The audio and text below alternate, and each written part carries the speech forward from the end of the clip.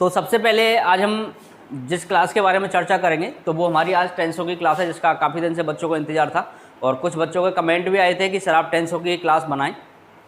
तो मैं वही आपको क्लास आज लेके आया हूं और आपको जो मैं पढ़ा रहा हूं उसको एक बार अपनी नोटबुक में राइट डाउन कर लेना है, क्योंकि ये सारी चीज़ें पढ़ने के बाद भी कहीं ना कहीं अगर लिखी होती है तो हम उनको पढ़ सकते हैं। और डिपेंड करता है, टेंस हमारी प्रैक्टिस पर डिपेंड करता है। जितना आप प्रैक्टिस करोगे उतना ही आपका टेंस जो टॉपिक है वो आपका स्ट्रॉन्ग होगा। और ज़्यादा से ज़्यादा तक मैं कोशिश ये करूँगा कि इस टॉपिक को बहुत सिंपल वे में आपके लिए समझाऊँ मैं। तो सबसे पहले हम चर्चा कर लेते हैं टेंस कि टेंस क्या होते हैं, टेंस की डेफिनेशन क्या होती है। तो टेंस की डेफिनेशन होती है the changing form of the verb is called tense, कि जो क्रिया के परिवर्तित रूप होते हैं हम उन्हीं को टेंस कहते हैं। टेंस हमारे तीन होते हैं, पहला हमारा प्रेजेंट होता है, दूसरा हमारा पास्ट होता है, तीसरा हमारा फ्यूचर होता है। प्रेजेंट की अगर पहचान देखें, अगर हम हिंदी में टेंस, सबसे पहले तो हमें हिंदी में टेंस पहचानना पड़ेगा। तो हिंदी में टेंस पहचानने के लिए वाक्य के एंड में आपको मिलेगा है हुए, और पास्ट में आपको मिलेगा था थी थे, और फ्यूचर में आपको मिलेगा गागी के। जैसे मैं सेंटेंस कहता हूँ मैं स्कूल जा रहा हूँ,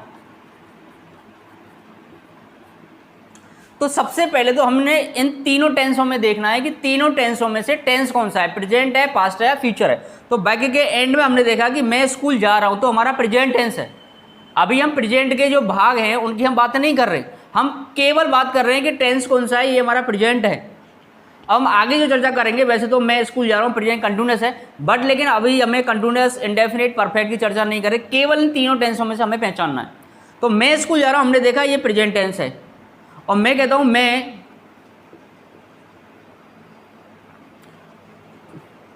खाना खाऊंगा, ये हमारा टेंस है। मैं खाना खाऊंगा कौन सा टेंस है हमारा, हमने देखा गा घी के आ रहा है, फ्यूचर टेंस है हमारा। अब पास्ट देख लेते हैं, वह यहां रहता था। तो हम तीनों में से देखना टेंस कौन सा है, तो हमने देखा इसमें था है। तो सबसे पहले जब आप टेंस बनाए तो सबसे पहले टेंसों में ये देखना है कि तीन टेंसों में से वो टेंस कौन सा है, कि वो प्रेजेंट है या पास्ट है या फ्यूचर है। जब आपको ये मालूम पड़ जाए कि वो प्रेजेंट है या पास्ट है या फ्यूचर है, उसके बाद हमें उसके कैंड्स की तरफ बढ़ना है। तो प्रेजेंट है, प्रेजेंट का जो पहला कैंड्स होता है वो हमारा काइंड होता है इंडेफिनिट। सेकेंड हमारा होता है कॉन्टिन्यूअस, और थर्ड हमारा होता है परफेक्ट।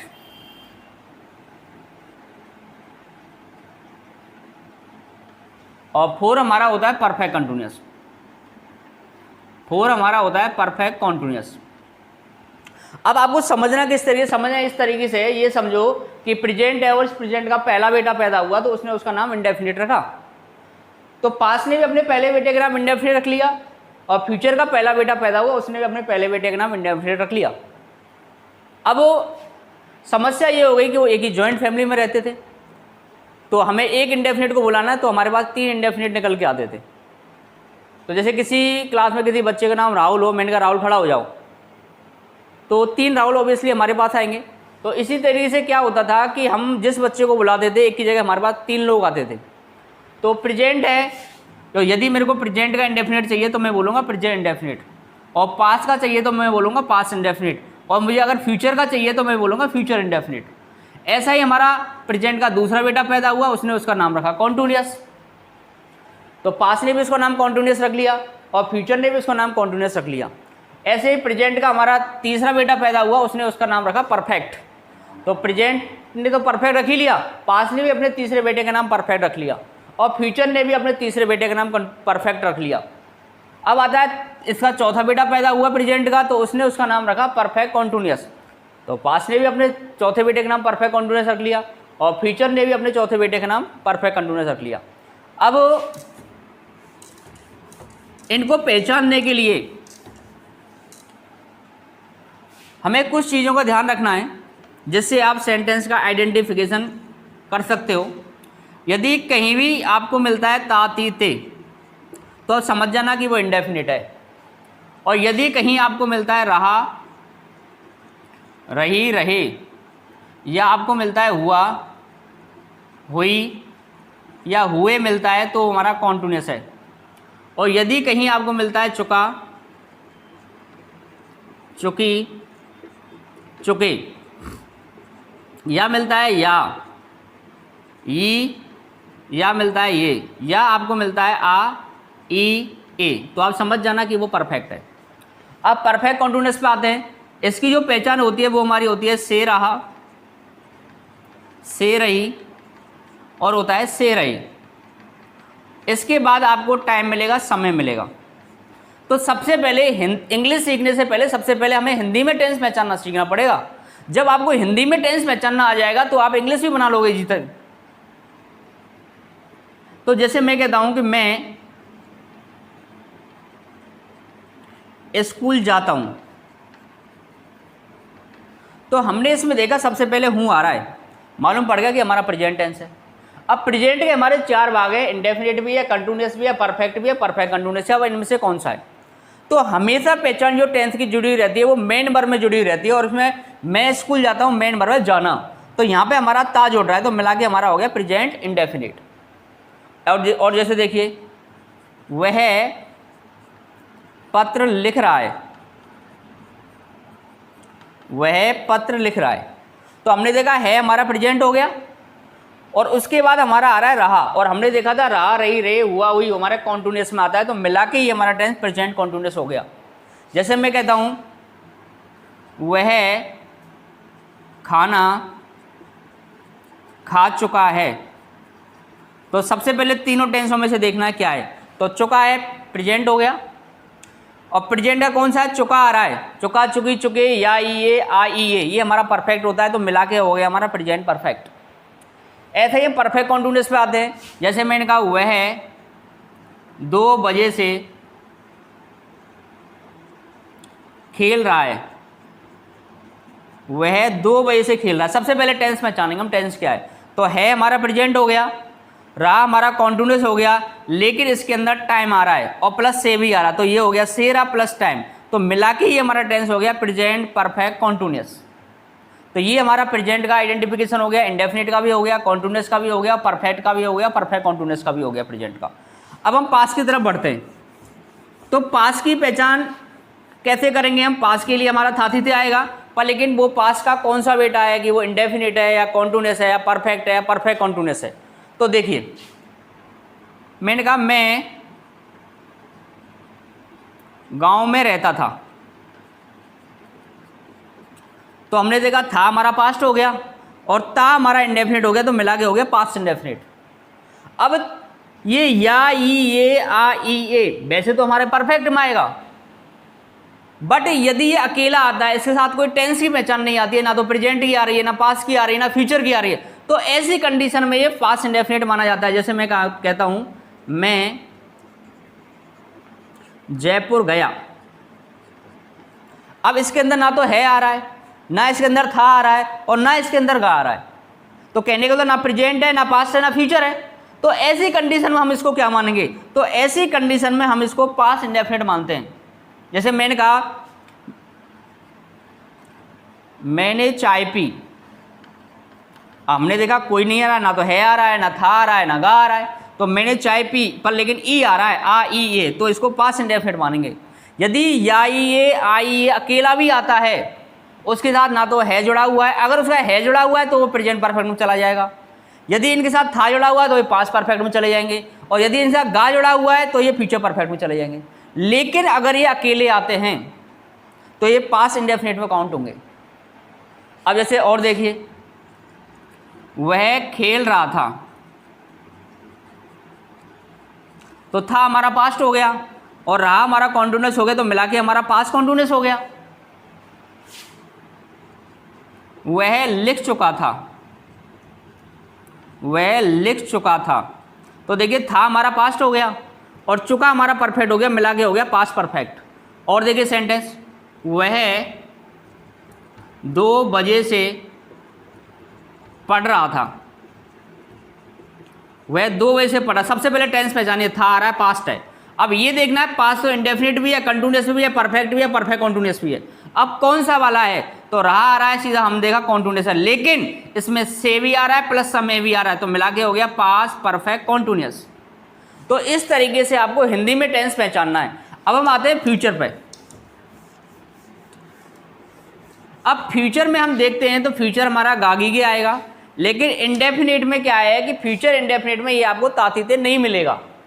जैसे मैंने कहा मैं जयपुर गया, मैं जयपुर जाऊंगा, मैं जयपुर जाऊंगा, ये हमारा सेंटेंस है।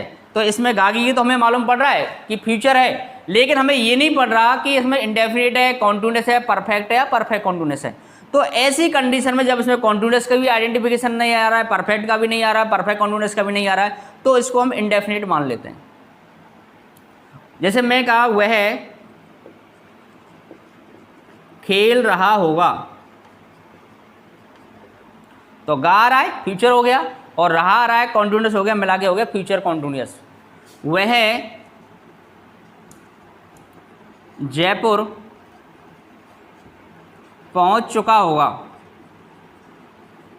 वह जयपुर पहुंच चुका होगा। अब हमने देखा गा आ रहा है फ्यूचर हो गया, चुका हमारा परफेक्ट है, मिला के फ्यूचर परफेक्ट हो गया हमारा।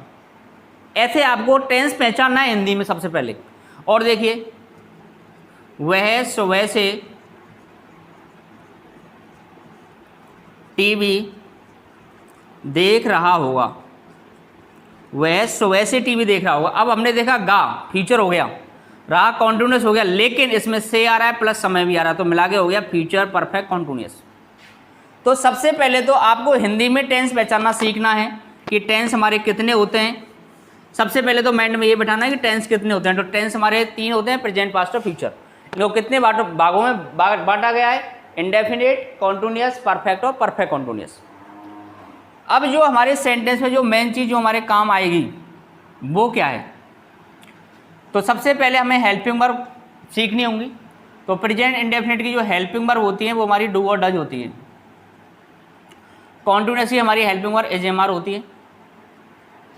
परफेक्ट की जो हमारी हेल्पिंग वर्ब होती है वो हमारी हैज और हैव होती है।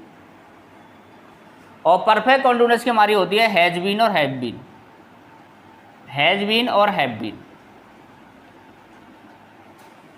और पास्ट इंडेफिनिट की हमारी हेल्पिंग वर्ब होती है डिड, और पास्ट कॉन्टिन्यूअस की हमारी होती है वॉज वर्ब, और पास्ट परफेक्ट की हमारी होती है हैड, और पास्ट परफेक्ट कॉन्टिन्यूअस की हमारी होती है हैड बीन। फ्यूचर इंडेफिनिट की जो हमारी हेल्पिंग वर्ब होती है वो हमारी होती है सेल और बिल, और फ्यूचर कॉन्टिन्यूअस की हमारी होती है सेल बी और बिल बी। और फ्यूचर परफेक्ट की हमारी होती है सेल हैव और बिल हैव, सेल हैव और बिल हैव। और फ्यूचर परफेक्ट कॉन्टिन्यूअस की हमारी होती है shall have been, will have been, shall have been, will have been. ये हमारी टेंसों की हेल्पिंग वर्ब होती हैं। अब जो ये हेल्पिंग वर्ब हैं ये हमारे सब्जेक्ट के अकॉर्डिंग आती हैं। तो हमारे इंग्लिश में सिंगुलर प्लूरल हमारे होते हैं, जैसे आई, वी, यू, दे, इनको प्लूरल में काउंट किया जाता है। और ही, सी, इट, नेम, इनको सिंगुलर में काउंट किया जाता है। अब देखिए हमेशा सहायक क्रिया का यूज सब्जेक्ट के अकॉर्डिंग किया जाएगा सेंटेंस में। तो जिस भी सहायक क्रिया के एंड में एस या ई एस आ रहा है वो हमारी सिंगुलर की हेल्पिंग वर्ब होती है। तो कहने का मतलब अगर सिंगुलर सब्जेक्ट होगा तो ही उस हेल्पिंग वर्ब का आपको यूज करना है। तो सिंगुलर हमारे सब्जेक्ट कौन कौन से हैं? ही, सी, इट, नेम। अब देखिए पहले हम लेते हैं प्रेजेंट इंडेफिनिट। तो प्रेजेंट इंडेफिनिट में हमारी हेल्पिंग वर्ब डू और डज है। तो इसमें डज आ रहा है तो कहने का मतलब डज हमारी सिंगुलर की हेल्पिंग वर्ब है और डू हमारी प्लूरल की हेल्पिंग वर्ब है। ऐसे हम देख लेते हैं इज एम आर। तो इज के पीछे एस आ रहा है तो इसका मतलब ही, सी, इट, नेम के साथ तो हमारा इज आएगा। अब हमारा अपवाद में चला जाता है, यहाँ आई के साथ एम आता है और जितने भी हमारे सब्जेक्ट बच गए वी, यू, दे, इनके साथ आर आता है। अब परफेक्ट आ जाइए, परफेक्ट में हमारी हेल्पिंग वर्ब आ रही है हैज। तो ही, सी, इट, नेम के साथ आपको यूज करना है हैज का, और आई, वी, यू, दे के साथ आपको यूज करना है हैव का। ऐसे हमारी हेल्पिंग वर्ब हैज बीन और हैव बीन होती है। तो हैज बीन के साथ हैज में एस आ रहा है तो इसका मतलब ही, सी, इट, नेम के साथ तो आएगा हैज बीन और आई, वी, यू, दे के साथ हमारा आएगा हैव बीन। तो इस तरीके से आपको हेल्पिंग वर्ब का यूज करना है सेंटेंस में। अब हेल्पिंग वर्ब का यूज कहाँ करते हैं वो हम आगे पढ़ेंगे। अभी तो सिर्फ आपको सब्जेक्ट वर्ब एग्रीमेंट पढ़ना है कि कौन से कर्ता के साथ कौन सी हेल्पिंग वर्ब का यूज किया जाएगा। अब देखिए पास्ट इंडेफिनिट की केवल हमारे पास एक ही हेल्पिंग वर्ब है, वो है डिड। तो कहने का मतलब जो हमारे पास हेल्पिंग वर्ब एक ही है, तो या सब्जेक्ट एक वचन हो या हमारा बहुवचन हो, सिंगुलर हो या प्लूरल हो, हमारा जो हेल्पिंग वर्ब है वो हमारा डिड ही आएगा। अब पास्ट कॉन्टिन्यूअस में देख लेते हैं। पास्ट कॉन्टिन्यूअस की हमारी हेल्पिंग वर्ब वॉज या वर होती हैं। तो कहने का मतलब ही सी इट नेम के साथ वॉज आएगा और आई के साथ में भी इसमें वॉज आता है, और वी यू दे के साथ हमारा वर आएगा, क्योंकि वॉज में एस आ रहा है तो ही सी इट नेम के साथ तो आएगा ही, लेकिन आई हमारा अपवाद में है तो आई के साथ में भी हम वॉज लगाते हैं पास्ट कॉन्टिन्यूअस में। अब आता है हेड। तो हेड क्या है, हमारी हेल्पिंग वर्ब एक ही है पास्ट परफेक्ट की, तो चाहे साथ सिंगुलर हो या प्लूरल हो आपको हेड ही लगाना है। अब आ जाओ परफेक्ट कॉन्टिन्यूअस पे। पास्ट परफेक्ट कॉन्टिन्यूअस की हेल्पिंग वर्ब हेड भी होती है, तो कुछ सोचना ही नहीं है, सब्जेक्ट चाहे सिंगुलर हो या प्लूरल हो आपको हेड भी नहीं लगाना है। अब फ्यूचर पे आते हैं। फ्यूचर इंडेफिनिट, फ्यूचर में क्या है कि आई और बी के साथ तो सेल आता है, और इसके अलावा जितने भी हमारे सब्जेक्ट हैं उनके साथ आप बिल का यूज करोगे। अब जैसे आपका ही आ गया तो ही के साथ बिल आएगा, सी आ गया बिल आएगा, नेम आ गया बिल आएगा, आई और बी आ रहे तो आपका आएगा सेल।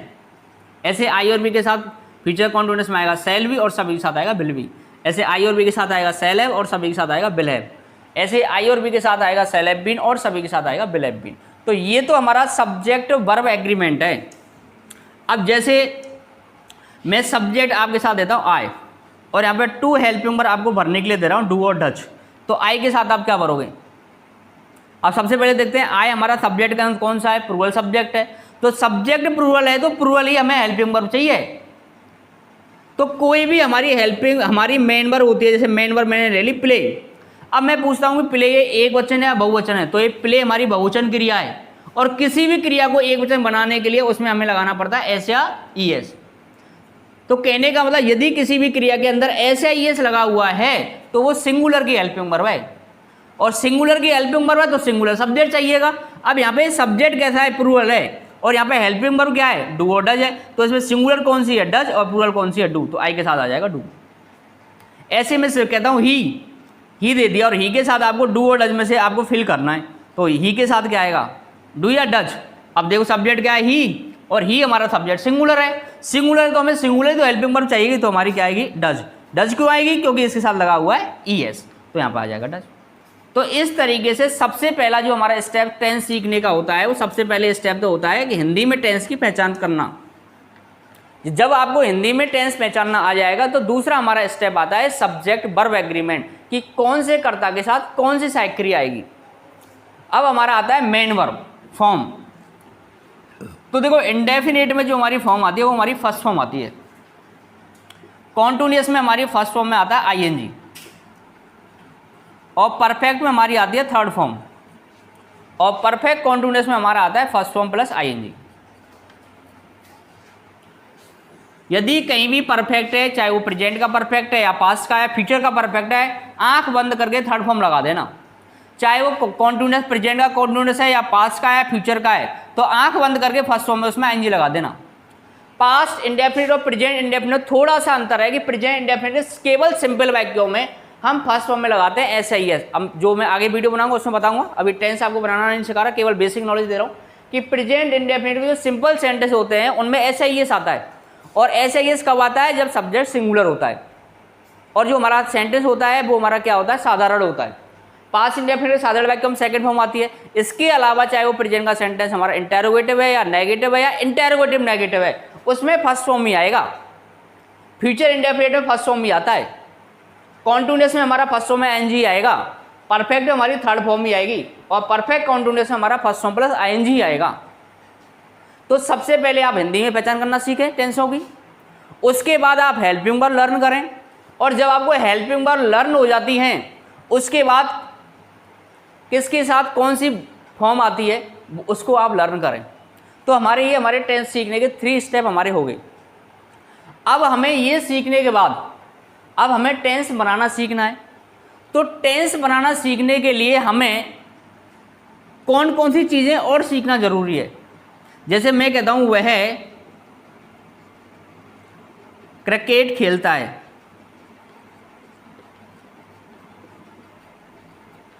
तो सबसे पहले हम टेंस पहचान लेंगे। है हमारा प्रेजेंट हो गया, ताती थे हमारा इंडेफिनिट हो गया, मिला के हो गया हमारा प्रेजेंट इंडेफिनिट। अब हमें ये मालूम पड़ गया कि ये प्रेजेंट इंडेफिनिट का सेंटेंस तो है, पर लेकिन प्रेजेंट इंडेफिनिट भी हमारे बहुत सारे सेंटेंस उसमें होते हैं। सिंपल भी होता है, नेगेटिव भी होता है, इंटरोगेटिव भी होता है, इंटरो नेगेटिव भी होता है, WH वर्ड वाले भी होते हैं। तो यदि किसी वाक्य में अगर नहीं आ रहा है वह क्रिकेट नहीं खेलता है, तो समझ जाना अगर किसी वाक्य में नहीं आ रहा है तो वाक्य हमारा नेगेटिव है, नेगेटिव है। और यदि किसी वाक्य में क्या आ रहा है शुरू में, तो समझ जाना वो वाक्य हमारा इंट्रोगेटिव है। और यदि किसी वाक्य में क्या भी आ रहा है और वाक्य में नहीं भी आ रहा है, तो आप समझ जाना वो वाक्य हमारा इंट्रोगेटिव नेगेटिव है। और जिस वाक्य में ना तो नहीं आ रहा है, ना क्या आ रहा है, और क्या और नहीं दोनों नहीं आ रहे हैं, समझ जाना वो हमारा सेंटेंस है सिंपल। तो ये और आपको सीखना है कि सिंपल क्या होता है, नेगेटिव क्या होता है, इंटरोगेटिव क्या होता है, इंटरोगेटिव नेगेटिव क्या होता है। अब मैंने यहाँ पे लिखा वह क्रिकेट खेलता है, इस वाक्य में नहीं आ रहा, नेगेटिव भी नहीं है, कर्ता से पहले क्या भी नहीं आ रहा, इंटरोगेटिव भी नहीं है, और क्या और नहीं कुछ नहीं आ रहा है दोनों से, तो इंटरोगेटिव नेगेटिव भी हमारा नहीं है। तो ये हमारा सेंटेंस सिंपल रह गया। अब हमें सिंपल सेंटेंस का फॉर्मूला आना चाहिए कि सिंपल सेंटेंस का फॉर्मूला हमारा क्या है। तो सिंपल सेंटेंस का हमारा फॉर्मूला है सब्जेक्ट आएगा प्लस मेन वर्ब आएगा, और मेन वर्ब के बाद हमारा ऑब्जेक्ट आएगा, उसके बाद हमारा जो भी कुछ बच गया वो आएगा। अब हमें ये पहचाना आना चाहिए कि सब्जेक्ट कैसे पहचानते हैं, मेन वर्ब कैसे पहचानते हैं, ऑब्जेक्ट कैसे पहचानते हैं। तो हमें ये तो मालूम पड़ गया प्रेजेंट डेफिनेट है। सबसे पहले हमें सेंटेंस में जो पहचानना है वो मेन वर्ब पहचानना है। वह क्रिकेट खेलता है, तो मेन काम है इसमें खेलने का, तो खेलना इसमें मेन वर्ब है। अब मेन वर्ब में यदि आप लगाते हो कौन, तो हमें सब्जेक्ट मालूम हो जाएगा। वह क्रिकेट खेलता है, पूछो कौन क्रिकेट खेलता है, तो हमारा सब्जेक्ट हमें मिल गया, कौन खेलता है वह। और इसी क्रिया में यदि हम क्या लगाते हैं, क्या खेलता है, क्रिकेट खेलता है, तो क्या लगाने से हमें ऑब्जेक्ट मालूम हो जाएगा। ऑब्जेक्ट मैं आगे आपके लिए बताऊंगा। ऑब्जेक्ट हमारे दो तरीके के होते हैं, डायरेक्ट भी होता है और हमारा इनडायरेक्ट भी होता है। अभी केवल मैं आपको बेसिक चीज़ें बता रहा हूँ कि सब्जेक्ट कैसे पहचानते हैं, मेन वर्ब कैसे पहचानते हैं और ऑब्जेक्ट कैसे पहचानते हैं। तो 2-3 स्टेप आपको ध्यान रखना है। आज की हमारी वीडियो हम इतनी रखेंगे, और एक बार मैं आपको बता देता हूँ कि सबसे पहले आपको इसको किस तरीके से पढ़ना है। सबसे पहले आपको माइंड में ये बैठाना है कि टेंस हमारे 3 होते हैं, प्रेजेंट, पास्ट और फ्यूचर। इनको 4 भागों में बांटा गया है। आप तो ये समझ लेना अपनी प्रेजेंट होता है, इसके 4 भाग हैं, इंडेफिनिट, कॉन्टिन्यूअस, परफेक्ट और परफेक्ट कॉन्टिन्यूअस। पास्ट के भी 4 हैं, इंडेफिनिट, कॉन्टिन्यूअस, परफेक्ट और परफेक्ट कॉन्टिन्यूअस। फ्यूचर के भी 4 हैं, इंडेफिनिट, कॉन्टिन्यूअस, परफेक्ट और परफेक्ट कॉन्टिन्यूअस। हेल्पिंग वर्ब आपको लर्न कर लेना है, इनकी पहचान आपको लर्न कर लेना है। एक बार हिंदी में आप टेंस पहचानना सीखें, जब आपको हिंदी में टेंस पहचाना आ जाए उसके बाद टेंसों के हेल्पिंग वर्ब आप लर्न करें। जब आपको टेंसों की हेल्पिंग वर्ब लर्न हो जाए तो उसके बाद सिंगुलर हेल्पिंग वर्ब कौन सी है, प्लूरल हेल्पिंग वर्ब कौन सी है, वो आप जमाना सीखें। जब आपको ये आ जाता है तो उसका जब आपको मालूम पड़ गया कि प्रेजेंट इंडेफिनिट है, तो आप ये देखिए कि प्रेजेंट इंडेफिनिट सिंपल है, नेगेटिव है, इंट्रोगेटिव है, इंटरोगेटिव नेगेटिव है। जब आपको ये मालूम पड़ जाए फिर आप सब्जेक्ट, मेन वर्ब और ऑब्जेक्ट पहचानना सीखें। और जब आपको ये भी मालूम पड़ जाए उसके बाद आपको फॉर्मूले सीखने हैं। जब आपको ये सारी चीज़ें आ जाएंगी तो उसके बाद आपकी ये सारी चीज़ें सेंटेंस को बनाने में बहुत सारी मदद करेंगी। आज की वीडियो में मेरी तरफ से केवल इतना ही। इस पूरी टेबल को आप एक बार लिखें, और यदि समझ में नहीं आता है तो इस वीडियो को 1 या 2 बार आप देखें। जब तक इस वीडियो को आप 2 या 3 बार नहीं देखोगे, जब तक ये कॉन्सेप्ट आपकी समझ में नहीं आएगा। क्योंकि सबसे पहले तो ये है कि हमने इस टेंस को बनाई बहुत टिपिकल रखा है हमारे माइंड में। हमने जिस तरीके का हमारे माइंड के अंदर फ्रेम बना रखा है, तो फ्रेम ऑफ माइंड है उसको थोड़ा सा आप चेंज कीजिए, और जब आपका फ्रेम ऑफ माइंड चेंज होगा तो यही चीज़ें आपको बहुत आसान लगने लगेंगी। और उसके बाद मैं आपके लिए सेंटेंस बनाना सिखाऊंगा। और आज की जो मेरी इन्फॉर्मेशन है वो इन्फॉर्मेशन ये है, हमें अब टेंस बनाने के लिए हमें वर्बों की ज़रूरत पड़ेगी। तो जो भी बच्चे मेरे से जुड़े हुए हैं, तो मेरा व्हाट्सअप नंबर है 9694655193।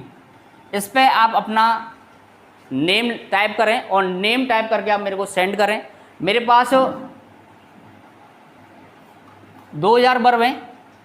इन 2000 वर्बों को आपको लर्न करना है। आपके व्हाट्सएप पे इनकी PDF में आपके लिए सेंड कर दूंगा। जितनी आप वर्ब लर्न करोगे उतना ही ये टॉपिक आपका बहुत स्ट्रॉन्ग होगा। तो जिन बच्चों को इसकी रिक्वायरमेंट है तो वो मेरा व्हाट्सअप नंबर है, इस पर हाई करके अपना नाम और पता भेजें, और मैं आपको इसकी PDF आपके लिए सेंड कर दूंगा। और जितना हो सकता है आप वर्ब लर्न करें, क्योंकि उससे क्या होगा कि जो हमारा टेंस बनाने का जो हमारा क्रम है उसमें थोड़ी सी हमारी गति आएगी। Okay, thank you.